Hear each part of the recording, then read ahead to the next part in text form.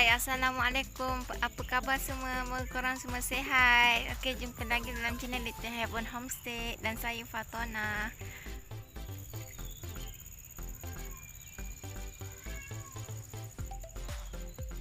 Okey, ni anak-anak Rozel.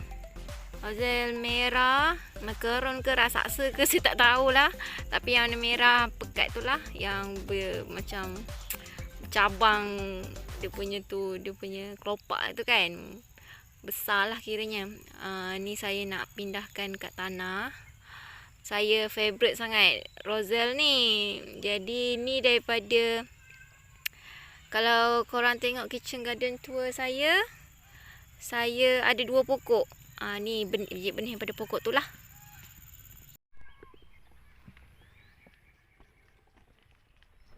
Okey, sini kosong lagi. So kita letak kat sini.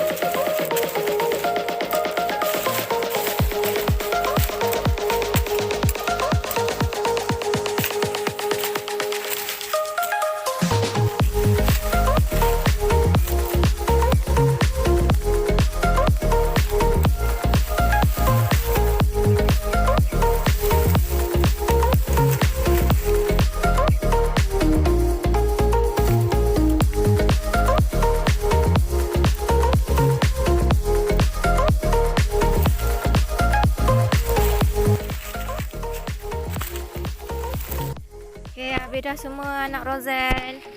So, sampai ke tempat halia ni, saya selit anak Rozel. Belah depan ni dekat dengan sacak inci. Sebabnya saya nak penuhkan je lah sebabnya situ pun kosong. Lepas tu kat tempat kunyit pun saya letak juga, selit-selit antara celah kunyit tu. Sebab kunyit tu pun dia baru nak, yang saya check tadi, dia orang baru nak berakar semula. Jadi tunas tu pun baru nak naik. Dia bolehlah selit sikit anak Rozel ni. Sementara sebabnya anak Rozel kan dalam 3 bulan je dia orang membesar dan tuai. Jadi sempatlah. So kat sini penuh lah semua. Sampai sana, sampai ke tempat terung tadi tu penuh. Okay.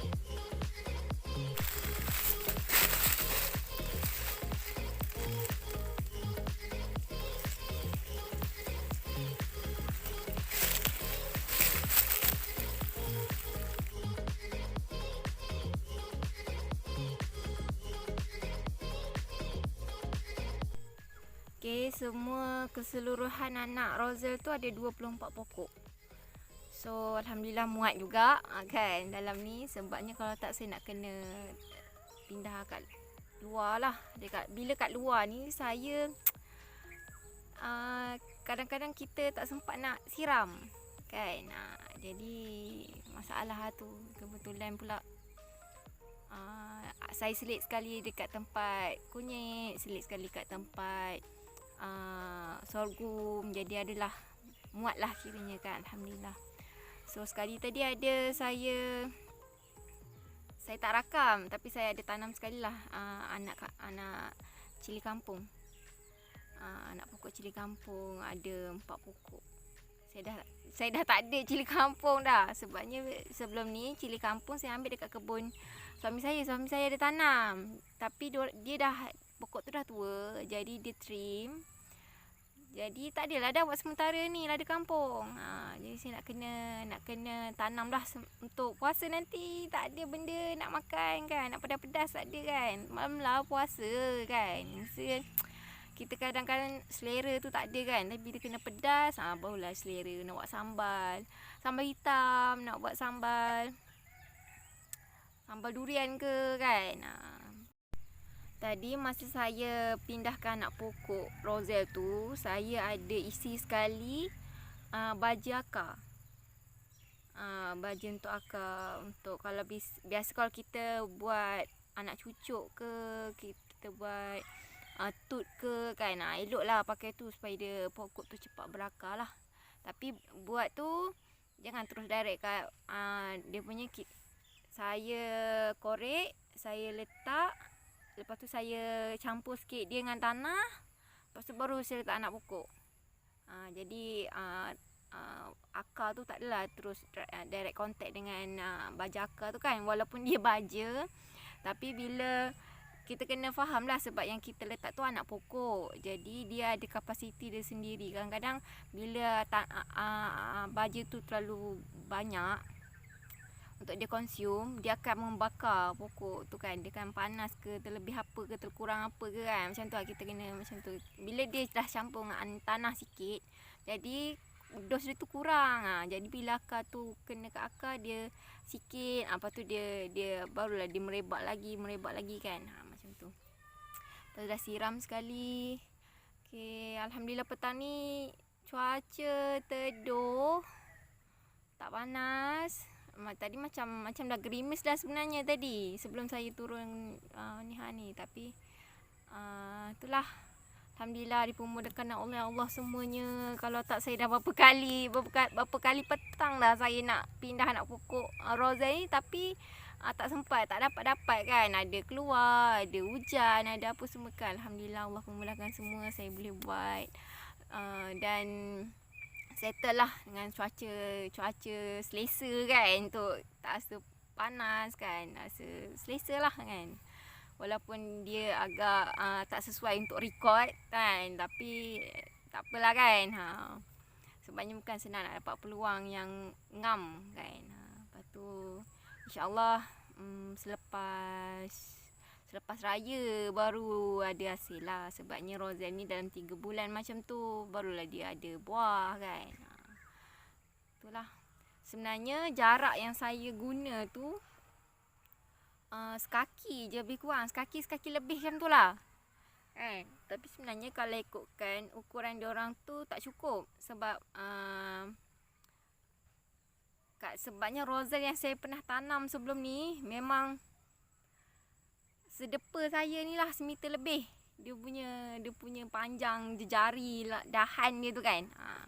Tapi tengok bergantung pada kondisi tanah juga macam mana. Walaupun saya harapkan semuanya sihat, dipelihara, dipermudahkan oleh Allah semuanya kan. Sebab yelah kita just setakat tanam dan siram tu sikit sangat usaha kita kan. Semuanya Allah yang buat kan. So buat korang semua yang tak tahu apa kelebihan Roselle ni, korang boleh google, okay. Yang saya tahu dia sedap. Dia kena lah dengan selera saya. Lepas tu dia ada manfaat dia, vitamin dia kan, nutrien dia dalam tu yang saya rasa berbaloi untuk tanam, berbaloi untuk nikmati, berbaloi untuk ada kan. Sebab dia bukan pokok yang tahan lama. Kita boleh kayaknya untuk kita buat stok. Macam saya suka buat jam. Daripada jam tu saya buat pati air, saya buat makan dengan roti, saya buat makan dengan biskut kan. Jadi kalau macam saya ni banyak tau. Kalau tanam 5 pokok, rasanya cukup lah untuk stok 6 bulan ke kan dia punya buah kan. Bergantung lah, kalau buah dia banyak memang lama lah stok tu kan. Kalau sikit bolehlah tanam lagi kan. Sebabnya dia jangka masa dia tak lama kan. Kita kayaknya tak adalah untuk tukar-tukar rotation dekat kebun ni, boleh lah kan. Sebab pokok dia pun tahan lasak, untuk musim panas ni sesuai sangat. Lepas tu itulah, saya sebelum ni saya ada tanam pokok Roselle lain, pokok Roselle batik, pokok Roselle putih. Tapi saya rasa oleh sebab saya tak makan benda tu kan, dia tak menarik perhatian saya. walaupun saya tahu dia pun ada nutrien-nutrien tersendiri, tapi bagi saya pokok roselle lain selain roselle yang saya tanam, roselle yang warna merah macaron tu, selain daripada macaron tu, bagi saya dia susah nak tanam.